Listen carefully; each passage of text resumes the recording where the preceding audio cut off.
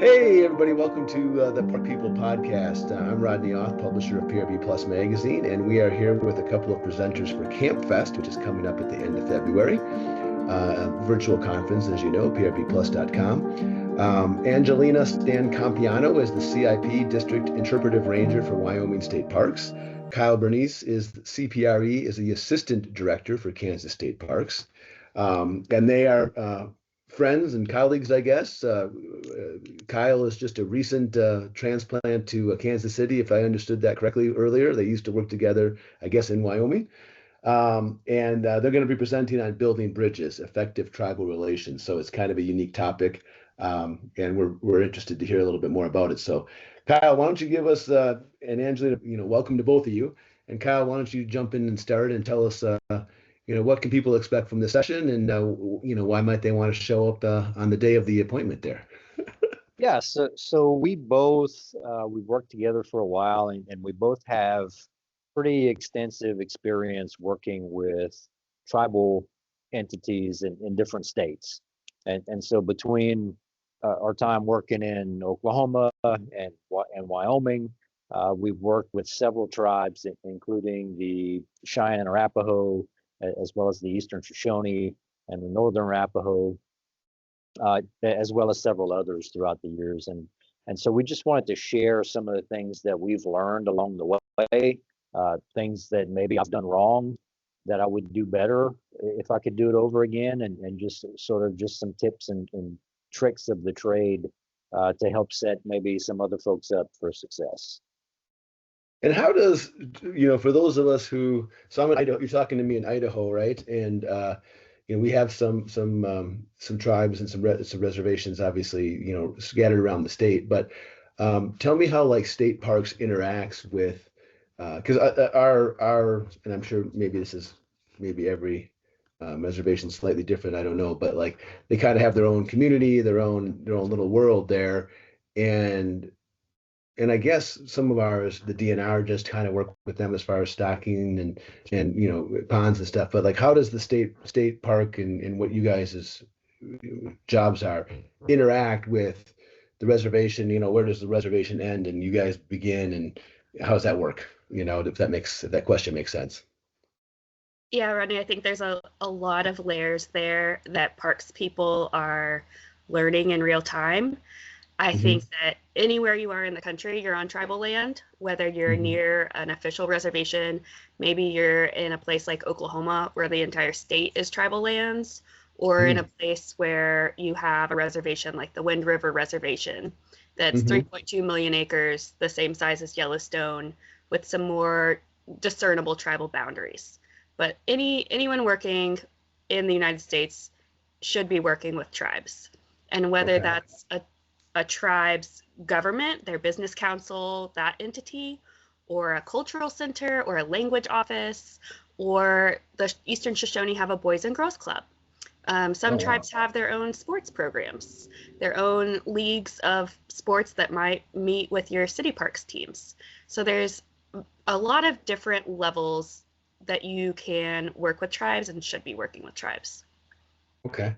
How does the communication work? So you say there's a lot of different levels, like this is all new to me, so if I'm asking very basic questions, you can just tell me to be quiet and we can move forward. But like, I'm still trying to get so you're saying there's the government leaders and on the reservation, or, in that, whatever the defined area is, and maybe the local, the neighboring city parks and rec, municipal parks and rec, county parks and rec, state park and rec, federal, like all those could be levels that could be communicating, sharing resources. Is that what I'm hearing?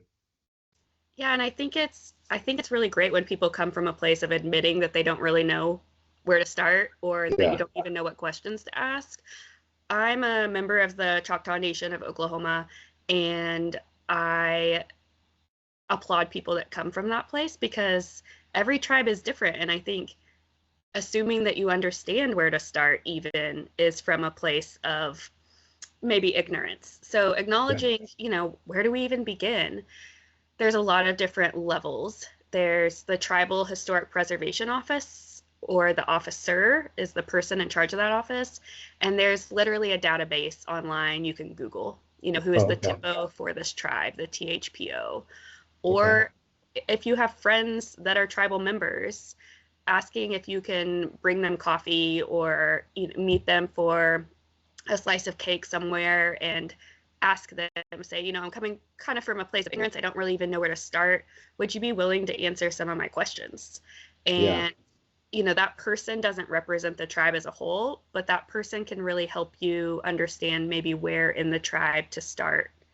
And you should be starting from a place of asking, not of telling, this is how I see us working together, but these are some ideas that we came up with that maybe our amenities, our facilities, our skill set could help this office. Would that be something of interest to you? Yeah. So, and you guys had mentioned, some things maybe you've done wrong in the past, some things you've done right, some things that people can learn from your, as you guys have had those beginning conversations and then are much more, advanced now. What is some advice in addition to, just having that conversation that you can give to people that are, maybe recognizing for the first time, oh, we should be working with these guys, or maybe there's some kind of a partnership that we can have here that, we can work both ways. Like, how does that, any beginner advice in addition to just starting with the conversation? Yeah, I think what I would say is just don't be afraid to make some cold phone calls or show up at folks' offices, even if you don't know exactly what to say or where to start or who to talk to, because I think it tends to be a barrier for some people where they go, well, I don't even know where to go. I don't even know who I need to talk to, and or I don't know these people. How am I going to give them a call on the phone or something like that? But really just starting even when you don't know. It opens that door for the next step, and finding out even if that particular tribe or that entity wants to work with you. I mean, sometimes you're gonna reach out for a particular project or some advice or something, and they're gonna say we're not interested, and that's okay too. And then you move on. But figuring that stuff out for yourself. With that, what are some examples of, like, I'm sorry to cut you off. What are some examples of, like, projects that, fit, you guys have worked on in the past that have worked well, for both parties or whatever, that have just been, in your mind, successes, and maybe why were they successful, right? Like, what, maybe there's something we can learn from that as well. Yeah, for me, there's a lot of good examples like the Eastern Shoshone Boys and Girls Club.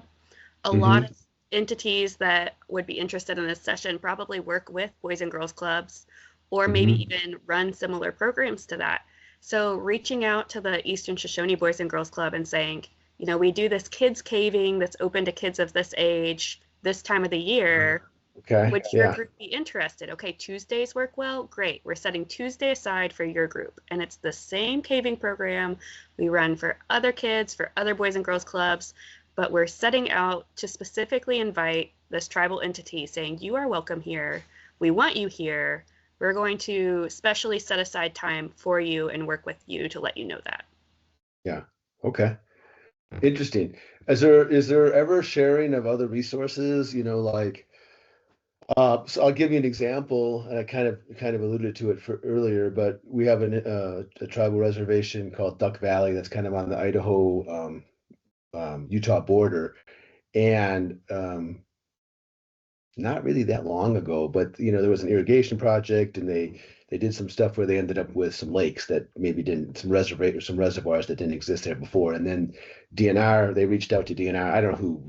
I don't know the background, but anyway, somehow the DNR of Idaho became involved, stocked those reservoirs, and for whatever reason, they were really great at growing big rainbow trout. Like, they just, like, the biggest fish in the state typically come out of those reservoirs, right? And it's open to the entire public. It's not just a tribal and it became a little bit of a tourism thing, and it became a little bit of a funding thing for the tribe.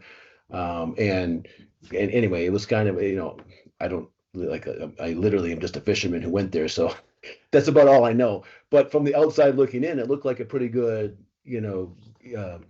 program for everybody that was involved. Do you see a lot of that, with just sharing of natural resources? And is that another avenue for people to consider, or is that not a good example? I don't know. I think that's something you're beginning to see more of, especially in the last 20, 30 years. What I would call co-stewardship of certain lands and resources, where they're co-managing a shared resource that's either proximity that they have in common, or some type of a history with it that they all have in common. And in those cases, you do see a really good partnership of a sharing of staff, as well as equipment and resources and funding and those kind of things. So and hopefully we'll see more of that in the future as people figure out how to better kind of wrap that up. Yeah, I think the funding is a good component of that, because sometimes maybe a tribe is eligible for funding that your entity isn't, or maybe your entity is eligible for some funding if you work with another entity that meets certain requirements. For us, we received a grant from the humanities to do work with the tribes. So the money came through us, it went to one of our properties, but I worked closely with the Eastern Shoshone Cultural Center to enact that project. So think about diversifying some funding sources. Yeah. Wow, it's a huge opportunity. Is there a lot of this? Is this kind of I know you're presenting that, but is this a newer initiative? Like, is this something that you guys are getting the word out on, right? As far as like, hey, we need to do a better job in this front. Is it something that's been neglected maybe over the past, just for people just not thinking about it, or is it something that we just need to bring more awareness to and just keep it growing? Like maybe it's starting to grow, but it hasn't. Like you said, a lot of people maybe don't know where to start. Like I wouldn't know where to start. Yeah, I think Kyle and I, we actually kind of became friends talking about, why is our agency not doing this better? Who is doing this well? And brainstorming on that and thinking like, surely there's some people that are doing this that we can learn from. And I'm sure there are, but what we've really found is that it's pretty novel. And a lot of times, obviously, the tribal entities are hesitant to work with government. Like, duh, why would they want to work with these people that have breached treaties and failed on promises and, never stepped up? And then government is like, well, how do we work with them? Because they're a government, but not really a government. And what do we do? And there's just all this, whose job is this and whatnot, versus just thinking like, how could we both help each other? How could we work together with our neighbors, our friends, these people that live next to us, that play sports with us, that rock climb with us? So Kyle and I have presented at several national conferences about this and have just had really great reactions from audience members saying, thank you so much for bringing this up. This is such a touchy subject. What you presented really gives me something substantial to bring back to my boss to help our agency do this. And so we've taken it upon ourselves to try and really talk about this with our tribal partners, with our friends who we've worked with this on for years, asking permission to, is this okay if we keep talking to parks people about this? They're like, yeah, we hope that other people do what you all have done. Okay, well, so good. So do you feel like the barrier is, everything you talked about, right? Weird definitions of governments, right? Like, sovereignty or whatever you want to call it, right? Like, who's, we're in charge here, you're in charge there. Where do we meet? How do we bridge that gap? Is it okay to bridge that gap? I'm sure that's probably a question people, have in the back of their mind. And then if we do it, like what's the right way to do it so that there's no weird repercussions that nobody thought about, when we first started having this conversation. And I think what I'm hearing from you guys is, it's people don't that whole thought process is overcomplicated. Like it's not really that difficult. Have the conversation and see where it goes. Yeah, well, and it's going to be a different situation, based on which project you're trying to accomplish. based on which tribe that you're trying to work with, and based on which state you're working in, the politics of that state. I mean, it's just, there's a lot of moving parts that, just kind of have to align for a project to be successful and for everybody to get what they need out of that partnership. That sometimes, doesn't. And so, I think in our cases, we have probably more success stories than we do not. But we do have cases, again, where we've reached out to folks from certain tribes that just either didn't contact us back at all, or just flat out said, we're not interested. And that's okay too. I think we respect that as well. So. Right. What do you think is most of the success on the programming side? Like you gave the example of the Boys and Girls Club. Are those like, if you're starting this from scratch, maybe with a tribe in your area, and maybe there hasn't been a lot of cooperation or, sharing of anything or partnerships, are the easy wins more on that programming side because they're not as heavy of a lift, maybe, right? Like you're opening up a class and they're bringing, that's fairly straightforward versus something more complicated by sharing resources and natural resources and all that can potentially go along with that, right? So is that kind of where you suggest people start, or is it not even worthy of talking about that? Like, is that not a big deal? You start by thinking, do they have a baseball team that could be part of our league? Could we're redoing our pollinator garden? Could we work with the cultural center on introducing some ethnobotanical assets? Could we put the name of the butterfly in Northern Arapaho next to the English name? How can we just kind of seamlessly incorporate into projects as they come up, versus thinking like we have to have this formal meeting and we're going to have to sign paperwork and, who's the owner? How can we just start that relationship, just like maybe you would work with Audubon? You're going to incorporate some new birding signs. Okay, you're working with Audubon. Maybe put their logo on it.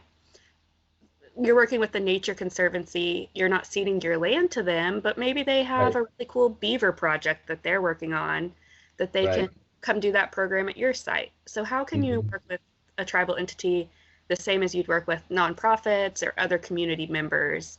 And then maybe it develops. Maybe there's a time where it is something where you are sitting down with legislators or with your governing board and doing something more permanent or something, more large scale, but you don't want to go from 0 to 60. Create that relationship, and like you said, get those easy wins. Have a rock climbing day like we do with a tribal group, or instead of I have all these women's campouts, have a tribal women's campout, or cook bison for one of your cookouts and talk about the importance of bison to tribal people rather than just hamburger. Right. Have you said that people that have gone to the session in the past have kind of been blown away, right? Like by, thank you for talking about this, Don't whatever. Talking up too much, Rodney. It was good. Well, anyway, my point is, like, has anybody circled back with any wins that they've reported back to you after they, I don't know how long you've been given the session, if that's even realistic time frame, but if it has been a while, has anybody come back to you and said, we were able to do this, which we, because we, learned about it from you guys, we started the conversation. Yeah, I think of one example when we were presenting this in Cleveland, and I talked about, as a tribal member, I can enter federal sites like national parks. You're not even technically, you don't have to show your tribal ID, but I always do. And I had just been on a vacation outside of Vegas at a park and had the gate attendant just completely embarrass me, read me the riot act, not let me, was so rude. I was with my brother and sister-in-law and it was embarrassing. And then she realized it was my tribal ID and apologized and let us in. I tell that story without naming the site, and we have someone come up to us after to tell us how great it was. Small talking. It's the person that works at that site where that happened. So I told her in detail about this interaction, and she was like, "Thank you for letting me know. We're going to go back and have a training and talk about it." I think I know the exact employee you're talking about. Yeah. So I'm sure she does. Having some instances like that where people are like, That's a great point. I don't know if we teach that, or I don't know if our staff know that. And then going back and emailing us or saying, we raised our hand and asked about this signage in your session. Would you look over the signage and make sure that we're not using verbiage that's outdated or only talking about tribal people in the past tense? Right. Yeah. I mean, there's a lot to learn, right? Like with every, culture and whatnot that, we're kind of, we are a melting pot of a country, right? And navigating that space correctly is, takes some expertise. So it's nice that you guys are able to offer that. So, so I'm obviously the least educated on the subject here, which is usually the case in these podcasts. So, is there anything if you were me, is there anything I should have asked you that, you're like, why does this dingling not ask this question? This is your chance to make me an undingling, which is pretty hard to do. Just ask my wife. She'll say it's not even possible. I think maybe a lot of people ask, like, why do we need to work with tribes? And there's not an easy answer to that other than they're members of our community too, whether it's the tribal people or the tribal entity or whatever office. Kyle says it well, we are public servants, which means we serve all of the public. And so just as you're thinking about, how can we have signs maybe with Spanish, or how can we make our playground accessible to kids who use wheelchairs? How are we making what we do accessible to the most amount of people to where they feel welcome and included and represented? So that would be, why we're. Do you run into that a lot in park and rec space? Because and I could be wrong, but it might depend on geographically where we are in the country when we have this conversation. But generally speaking, we have this weird saying here, like we think Parks and Rec can change the world, right? Because it is inclusive. They work city to city, community to community. I mean, if they're following kind of the general mission of Parks and Rec, right? They're crossing all those spectrums, or all they want to really do is make their people healthier, happier, and build strong communities, right? And that's everybody. But you do still run into some people who don't they ask the why would we do this? Like, is that fairly common or is that not common? Well, I think it's more common in state parks than it probably is in municipal parks. I can see that. Yeah. It's something that, at least in my experience in the few states that I've worked, it's just not something that gets ingrained in us in that world. Well, and I can see that too, because state parks, the mission's just a little bit, right, broader, bigger, little different. Your community, your definition of what your community is in your state is way broader than maybe what it is in your local municipality, right? Like these are your neighbors. These are your neighbors versus visitors and everybody who wanders by, and I mean it's a broad thing, right? Okay, well I get that. Anything else we missed that should be touched upon? That, I mean, obviously you'll touch upon in the session, but we like to be comprehensive if we can. My editor would say we aren't, but that's okay. No, I think we touched on a lot of good things and are happy to answer questions when folks come to the session and talk about more of our projects that we've tackled. Yeah, I think it's going to be, it's a topic that, honestly, we've done a lot of conservation that have touched on, that have crossed borders into tribal properties, reservations. But we've never, in my knowledge, and I started this company in '98. So in all that time, I don't think we've ever touched on this. Which is unusual that we haven't had this discussion before. So I'm excited to have it and see how people interact with you. I think they're going to learn a lot. The Camp Fest, Park Fest, it's a really special thing because it's virtual and it's free, so anybody can attend from anywhere. All they have to do is they can go to their library and get on a computer, and it's just amazing. It's just an amazing sharing of downloading of information, and so we're excited to have you guys. So I appreciate you guys doing this for us. Thanks for having us, Rodney. I guess we'll close it there with my little whatever that was, and look forward to seeing you guys in a couple weeks. Yep. Thank you, Rod. Appreciate it. All right. Have a great week. You too. Bye.